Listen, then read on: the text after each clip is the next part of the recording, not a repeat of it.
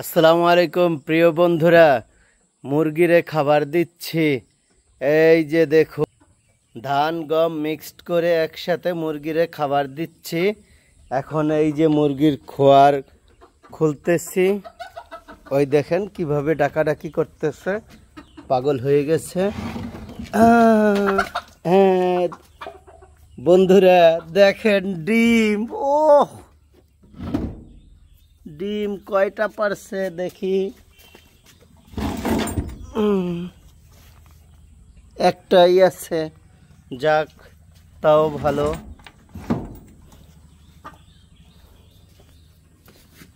পরে নেব।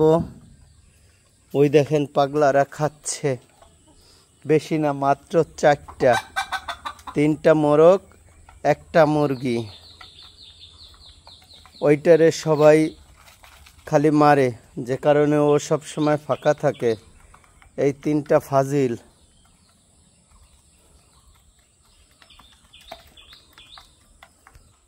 বন্ধুরা, নিজে দেশি হাঁস মুরগি পালন, এইরকম দেশি ডিম খাবেন, শরীরে শক্তি বানাবেন। ঠিক আছে, ভালো থাকেন, টাটা।